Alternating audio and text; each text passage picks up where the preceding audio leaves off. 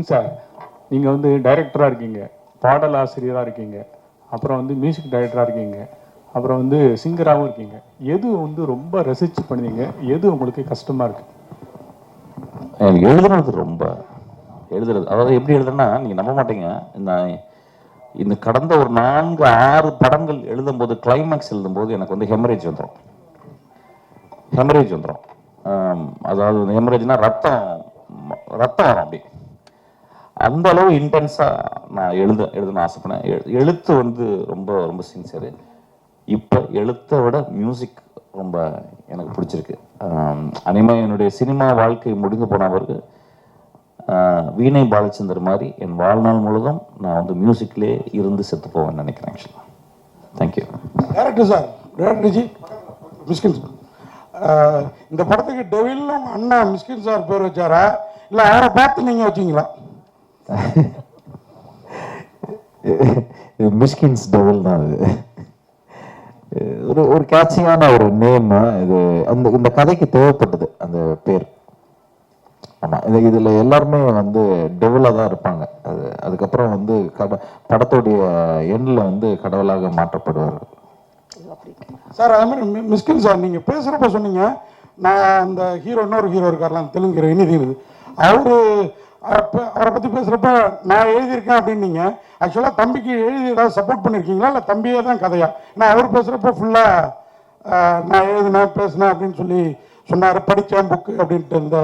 இல்லை இந்த படத்துக்கு எனக்கு சம்மந்தமே இல்லை சார். எனக்கு ஆக்சுவலாக வந்து அவன் வந்து தேவி பாரதி சாருடைய கதையை அவர் திரைக்கதை எழுதி முடிச்சுட்டு என்கிட்ட காட்டக்கூட இல்லை ஆக்சுவலாக. ஸோ அதனால் வந்து இந்த படம் முழுக்க என் ஆசிஸ்டன்ட் எழுதணும். சந்தோஷம் சார். இளையராஜா சார் கூட ஏற்கனவே சண்டை வருத்தம் அப்படின்னீங்க, இப்போ இன்னும் கோச்சிக்க மாட்டார், ஏன்னா அவர் ரொம்ப கோவக்காரரு. இப்போ நீங்கள் மியூசிக் டைரக்டராக இருக்கிறதுல இன்னும் அந்த சண்டை ஜாஸ்தி ஆகிடாதா? அப்படிலாம் ஒன்றுமே இல்லைங்க. அவர் சண்டை போட்டால் அவர் ரொம்ப பெரிய ஞானி. அவர் பெரிய பெரிய குழந்தை மனசுக்காரரு. நான் ஒரு 24 மணி நேரம் நினைக்கிறேன். அவர் 24 மணி நேரத்தில் ஒரு செகண்ட் என்னை நினைப்பாருன்னு நினைக்கிறேன். ஆக்சுவலாக அந்த அளவு அவர் நேசிச்சுக்கிட்டே இருக்கேன். லாஸ்ட் ஒரு क्वेश्चन. அந்த அளவு அவர் வந்து அவரும் என்னை நேசிக்கிறார். நல்லா தெரியும். அவனும் சொல்ல மாட்டாரு, ஏன்னா அவ்வளோ உயரத்தில் இருக்கவர் சொல்ல மாட்டார் ஆக்சுவலாக. ஆனால் நிஜமாக என்னை ரொம்ப நேசிப்பார் ஆக்சுவலாக. நான் அவர் நேசிச்சுக்கிட்டே இருக்கேன். பூர்ணா, எந்த நடிகைக்கும் கிடைக்காது. மிஸ்கின் சார் சொல்லிட்டாரு, உங்களை வந்து அம்மாவாக நினைக்க போகிறேன், வந்து பையனா வந்து நீங்கள் பாருங்கன்னு. இப்போ அவர் பையனா நினைச்சீங்கன்னா, அவருக்கு ஒரு அட்வைஸ் பண்ணீங்கன்னா என்ன அட்வைஸ் பண்ணுவீங்க? இதெல்லாம் அவர் சேஞ்ச் ஆகும்னு நினைப்பீங்க? அவங்க வந்து அவங்களுக்காக வாழறது இல்லை, but I want him to live for him at least once அப்படின்னு நான் நினைப்பீங்க. Because he always think about others. His happiness அவங்க யோசிக்கிறதும் எனக்கு தெரியவே இல்லை. நான் ஒர்க் பண்ணுறேன் எப்போல்லாம் எனக்கு அவங்கள like I have worked with him, I know him, நான் ஃபோனில் பேசும்போதெல்லாம். So I told you recently also, like கல்யாணம் பண்ணிக்க சொல்கிறேன். ஆக்சுவலாக அவள் தான், வேற ஒன்றும் இல்லை. இன்னொரு கல்யாணம் இல்லை. என் மனைவி இருக்காங்க, என் மகள் இருக்கா. ஆக்சுவலாக போதும். ரொம்ப அதான் சொல்கிறேனே, பூர்ணா பற்றி சொல்லும்போது புரியாது நிறைய. எப்படி ஒரு நடிகையை பற்றி இப்படி பேச முடியுன்றாங்க. அது அவர் நடிகையே கிடையாது, என் வாழ்நாளில் மிக முக்கியமான ஒரு பெண். ஆக்சுவலாக வந்து அவ்வளோ சின்சியராக சொல்லுவாள். ஆக்சுவலாக வந்து ஏன் ஒரு கல்யாணம் கூட பண்ணிக்க மாட்டேன்றீங்கன்னா, இது பரிதாபம்லாம் ஒன்றும் இல்லைங்க. ரொம்ப சந்தோஷமாக இருக்கு. கல்யாணம் பண்ணுறாங்களே எவ்வளோ கஷ்டம் தெரியும்ல உங்களுக்குலாம். நான் வந்து சும்மா ஜாலியில் ஜிம்கானாக இருக்கேன் ஆக்சுவலாக. இதோட முடிச்சுக்கலாம். நன்றி, வணக்கம். போயிட்டு இருக்குது. அடுத்த சந்திப்புல சந்திப்போம். இப்பதான் கொஞ்சம் சூடு இருக்கு. என்ன அப்படி பண்றேன்னு பரவாயில்லையா?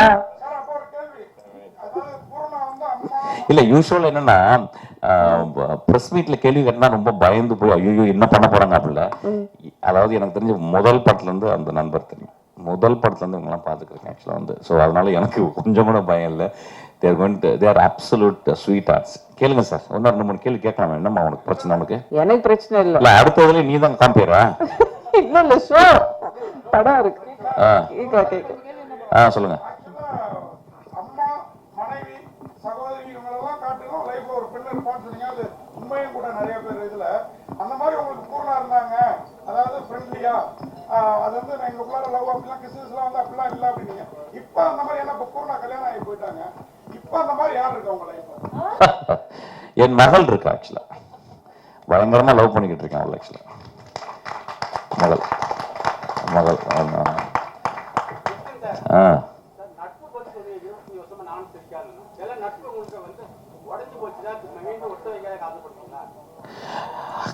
இல்ல அதாவது நட்பு உடைந்து போகுதல் வந்து அதுவும் ஒரு இதுதான். எனக்கு தெரிஞ்சது கூட நட்பு இருந்ததே கிடையாது. என்னோட இருந்த எல்லா நட்பும் ஒரு சிறந்த நட்பு தான். அப்போ ரவிக்குமார்னு ஒரு இன்ஸ்பெக்டர் இருக்கான். அவன் வந்து ஒரு வருஷத்துக்கு 2 தடவை நான் வந்து பார்ப்பான். 2 நிமிஷம் தான் பார்ப்பான். ஆனால் அவ்வளோ பாந்தமாக இருக்கும். அப்புறம் என் கூடவே ராஜுன்னு ஒரு நண்பர் இருந்தார், இன்னும் இருந்துகிட்டே இருக்கான். அப்புறம் ஜோயல்னு ஒரு நண்பர் தான் என் கூட இருந்தான். அவனும் ஸ்ரீகாந்த் மாதிரி தான் ஆக்சுவலாக. நடுவில் பிரிஞ்சு போயிருக்கான். ஆனால் நான் எப்பொழுதுமே அவனை நினைத்து கொண்டே இருக்கிறேன். ஆக்சுவலாக அவனும் என்னை அப்படி நேசிப்பான். கோவம் இருக்கும் அவனுக்கு. ஆனால் எனக்கு அவன் மேலே ஒரு துளி கூட எனக்கு கோவம் இல்லை. ரொம்ப நல்ல பையன், ரொம்ப என்னை நேசிக்கிற பையன். ஆக்சுவலாக ஒருவேளை அவனுக்கு கோவம் வந்திருக்கலாம். அந்த கோவத்தில் நியாயமும் வந்திருக்கலாம். ஏன்னா ஒவ்வொருத்தரும் ஒவ்வொரு வெர்ஷனில் பேசுகிறாங்க. நட்பு பிரியும் போது என் வெர்ஷன் ஒன்று அவன் வெர்ஷன் அப்படி பிரித்து பேசிக்கிட்டோம்ல, அப்படி கிடையாது. அதெல்லாம் மீறி அந்த நட்பு ரொம்ப அழகான நட்பு தான் எப்பயுமே. என்ன படம் சார்? இப்போதான் வருது. நான் எப்பவுமே முடிச்சிருக்கலாம்னு நினைக்கிறேன் ஆக்சுவலாக.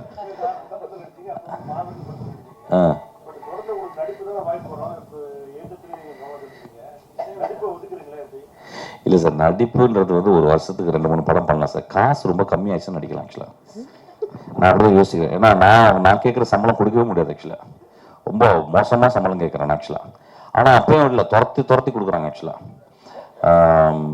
ஆனால் ஒரு படமாக பண்ணிக்கிட்டே இருக்கும்போது இயக்குனராக ஒர்க் பண்ணும்போது என்னால் நினச்சி பார்க்கணும். இப்போ ஒன்றும் இல்லை, இப்போ வந்து ஒரு நம்ம விஷ்ணு விஷாலுடைய தம்பி படத்தில் வந்து டைரக்டர் மிஷ்கினாவே நடிக்க ஒரு கதையை எழுதி என்னை கேட்டிருக்காங்க ஆக்சுவலாக. இப்போ அந்த படத்தில் டைரக்டராகவே நடிக்கிறேன். அது ஓகே, ஒரு 3 நாள் ஓகே. நம்ம விக்னேஸ்வரன் வந்து ஒரு 25 நாள் கேட்டான். என்னால் முடியலடா அப்படின்னு சொல்லிட்டேன். நானும் கொஞ்சம் சம்பளம் பெருசாக கேட்டேன். அதுவும் கொடுக்க முடியலனால மாட்டேன்ட்டான் போல ஆக்சுவலாக. வெரி ஸ்வீட் பாய் ஆக்சுவலாக. அந்த படம் பெரிய ஹிட் ஆகும். ரொம்ப இன்ட்ரெஸ்டிங்கான படம் அந்த படம் ஆக்சுவலாக. நான் மிஸ் பண்ணிட்டேன். பட் ஆனால் இப்போ விஜய் சேதுபதி ஒர்க் பண்ணிக்கிட்டு இருக்கேன். என்னால் நினச்சி கூட பார்க்க முடியல. அது வந்து புரிஞ்சு நான் கிட்டத்தட்ட வந்து அது ஸ்பாட்லேயே ஒரு வீடு எடுத்து தங்கிட்டேன் ஆக்சுவலாக.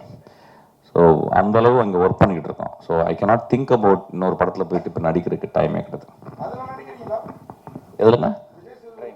இல்லை நான் விஜய் சேதுபதி படத்தில் நான் வந்து டேரக்டராக தான் இருக்கிறேன்.